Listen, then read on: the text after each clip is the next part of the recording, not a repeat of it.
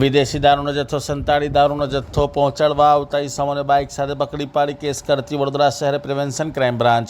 વડોદરા શહેર prevention crime branch દ્વારા બાઇકોમાં બનાવેલ ગુપ્તખાનાઓમાં વિદેશી દારૂનો જથ્થો સંતાડી દારૂનો જથ્થો પહોંચાડવા આવતા મિતેશભાઈ રાઠવા અને જયેશભાઈ રાઠવા આ બે ઇસમોને ઝડપી પાડવામાં આવ્યા હતા.